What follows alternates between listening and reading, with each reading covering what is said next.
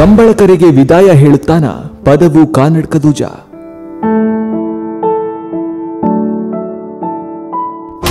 6 ಬಾರಿ ಚಾಂಪಿಯನ್ ಆದವನಿಗೆ ಕಾಡುತ್ತಿದೆ ಅನಾರೋಗ್ಯ.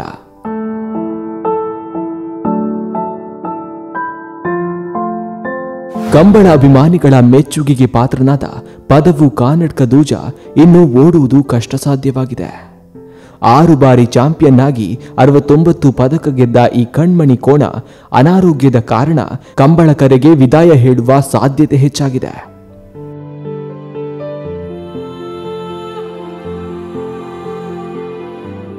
ಮಂಗಳೂರಿನ ಶಕ್ತಿನಗರದ ಪದವು ಕಾನಡ್ಕದೂಜ ಕೇವಲ 8 ವರ್ಷಗಳಲ್ಲಿ 6 ಬಾರಿ ಚಾಂಪಿಯನ್ ಆಗಿ ಕಂಬಳ ಲೋಕದಲ್ಲಿ ಗುರುತಿಸಿಕೊಂಡಿದ್ದ.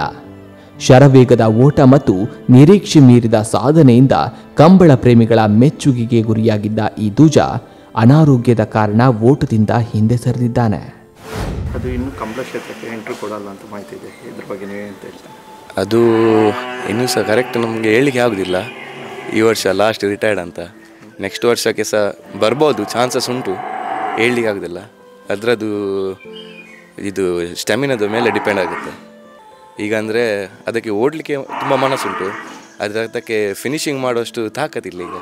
ಯಾಕಂದರೆ ಅದು ಮೆಡಿಸಿನ್ ಅದಕ್ಕಿತ್ತಲ್ಲ, ಮೆಡಿಸಿನ್ ಇಂಜೆಕ್ಷನ್ಸ್ ಇತ್ತು, ಅದರಲ್ಲಿ ಅದರದ್ದು ನರ್ವ್ಸಿಗೆ ಸ್ವಲ್ಪ ಪ್ರಾಬ್ಲಮ್ಸ್ ಉಂಟು ಈಗ.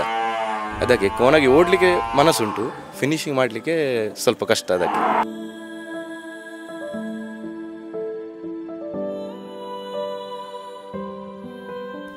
ಇನ್ನು ದೂಜನ ಕೀರ್ತಿಗಾಥೆಯನ್ನ ನೋಡುವುದಾದರೆ 2013-14ರಲ್ಲಿ ನೇಗಿಲು ಕಿರಿಯ ವಿಭಾಗದಲ್ಲಿ ಸೆಮಿಫೈನಲ್ ಪ್ರವೇಶ, 2014-15ರಲ್ಲಿ ನೇಗಿಲು ಕಿರಿಯ ವಿಭಾಗದಲ್ಲಿ ಚಾಂಪಿಯನ್ ಸರಣಿ ಪ್ರಶಸ್ತಿ, 2015-16ರಲ್ಲಿ ಹಗ್ಗದ ಕಿರಿಯ ವಿಭಾಗದಲ್ಲಿ ಚಾಂಪಿಯನ್, 2017-18ರಲ್ಲಿ ಹಗ್ಗದ ಹಿರಿಯ ವಿಭಾಗದಲ್ಲಿ ಚಾಂಪಿಯನ್, 2018-19, 19-20, 20-21ರಲ್ಲಿ ಹಗ್ಗದ ಹಿರಿಯ ವಿಭಾಗದಲ್ಲಿ ಚಾಂಪಿಯನ್ ಸರಣಿ ಪ್ರಶಸ್ತಿ, 2022-23ರಲ್ಲಿ 3 ಪದಕ ಜಯಿಸಿದ ದೂಜ ಅನಾರೋಗ್ಯಕ್ಕೆ ತುತ್ತಾದ ಕ್ಷಣ,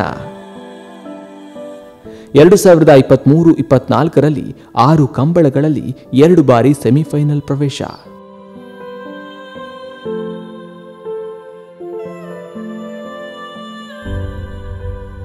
ತುಂಬ ಮನಸ್ಸಿದೆ ಪುನಃ ಒಂದ್ಸಲ ಕರೆಗೆ ಹೋಗ್ಲಿಕ್ಕೆ, ಕಂಬಳ ಕೂಟಕ್ಕೆ ಇನ್ನೊಂದ್ಸಲ ಎಂಟ್ರಿ ಕೊಡಲಿಕ್ಕೆ. ನೋಡುವ, ದೇವರನ ಆಶೀರ್ವಾದ. ಎಲ್ಲಿಯಾದ್ರೂ ನಮಗೆ ಚಾನ್ಸ್ ಸಿಕ್ಕಿದ್ರೆ ಇನ್ನೊಂದ್ಸಲ ನಾವು ಬರ್ತೇವೆ. ಕಾಂಪಿಟೇಷನ್ ನೋಡಿದಾಗ ಓಡಬೇಕು ಎನ್ನಿಸುವ ಉತ್ಸಾಹ ದೂಜನಿಗಿದೆ, ಆದರೆ ಕಾಲುಗಳು ಬೆಂಬಲ ನೀಡುತ್ತಿಲ್ಲ.